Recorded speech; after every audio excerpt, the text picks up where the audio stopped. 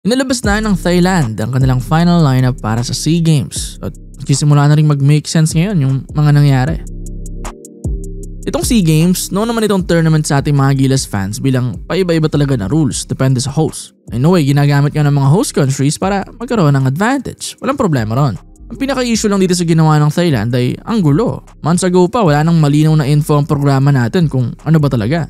Actually, September pa nga lang nung kinausap ko yung kaibigan ko from media na close din sa situation at nagulat sila na may ganun palang reports na baka hindi lang pala passport. Kaya kinonfirm na nila simula nun at anong petsa na, ngayon pa lang nila talaga nakakuha yung exact na rules. Ang tagal talaga ng dinulot na uncertainty at stress nun sa mga bumubuo ng team natin. Kasi kung sa Gilas lang, wala namang problema kahit mag-FIBA rules sila o locals lang, no naturalized players o anumang rules. Kaya naman natin maka-adapt doon sa dami natin talent. Basta makapag-prepare lang, sabihan ahead of time. Pero kung ganyan nga na limited yung information, hindi nakikipag-usap ng ayos, ay doon parang may something na.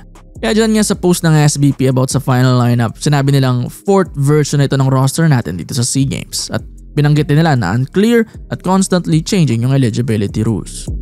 Ang kulit talaga Now, ayan pa, sa Basketball Federation mismo ng Thailand, ngayon naglabas na sila ng kanilang Final 12 sa tournament. At surprisingly, meron silang multiple na players na may lahi. Kaya yung panggigipit at pag-delay nila ng rules ay ngayon magagamit nila as advantage dahil same sa atin, marami silang mix at may mga ilan pang nabigyan ng exemptions ng FIBA. If I'm not mistaken, si Moses Morgan naturalized player spot ang gamit dati bago ma-clear as local.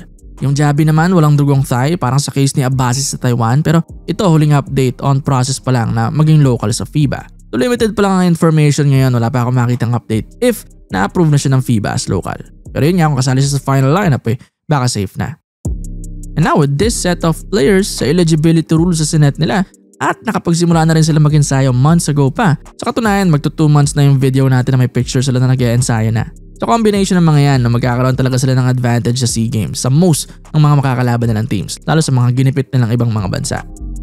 Makigets mo naman yung pagban sa naturalized players kasi kung hindi nila ginawa yun, isang medalya na mawawala dahil sa Cambodia. Ito yung silver medalist ng 2023 SEA Games dahil ang daming naturalized. Kaya understandable tong ginawa ng Thailand. Mahirap man makuha yung ginto kontra Pilipinas, at least may silver pang mas malaki ang chance nila. Mali lang talaga yung pag-implement nila nagulatan. Yung ibang mga bansa like Indonesia alam nila pero Pilipinas iba nasagap. Tapos hindi pa makakausap ng ayos yung mga dapat nagko-confirm Kaya hindi mo rin masisisi yung programa natin Anong susundin mo? Yung pinag-usapan sa meeting o yung nakikita sa social media? Siyempre yung official na usap. Kaya hopeful tayo dito sa mismong SEA Games na matalo ulit ng Thailand para makabawi-bawi naman sa ginawa nila. Sa lineup nila ngayon, si Freddy Lish yung malamang na main nakakana. Siya ang best scorer nila ng Asia Cup qualifiers with 17 points na average. Sinundan siya ni Moses Morgan with 12 points at Jack Rawan 10 points a game naman. Isa sa mga bata naman nila itong si 6'8", 21-year-old Emmanuel Ejisu kung tama bigkas. 6 points, 4 rebounds naman yan in 8 games. Yung Jabi na lang talaga yung medyo unknown sa atin kasi hindi pa naglalaro sa FIBA pero accessible naman yung info at highlights niya online sa FIBA 3x3 naglaro na rin siya. Diyan makikita na 24 years old at 6'6" to. Naglalaro na rin siya sa professional league nila ron sa Thailand. Yun, the rest ng lineup nila heto. Mukhang kaya naman na natin yung remaining. Itong 5 talaga yung main na expected na magpapasakit ng ulo ng Pilipinas. May weapon sila sa ilalim kila Jack Rawan, may solid na guard din kay Lish. Kaya potentially kaya nilang pumalag sa atin lalo sa mas maliit pa nating frontcourt kumpara sa kanila. Well, dati naman na nakakasabay ang Thailand sa Gilas lalo kapag hindi full power ang pinapadala natin kaya madalas toe-to-toe. Pero sa last na matchup ng Pilipinas sa kanila ng 2023 Asian Games, tambak sila sa atin by 15 points. Pero a lot closer yung game kumpara sa final result. Nakahabol kasi sila nun kaya kalahati ng 4th quarter ay lilima na lang ulit ang lamang. So maybe this time sa 2025 SEA Games baka makasabay na naman kung magkita man dahil nasa magkabilang group ang dalawa.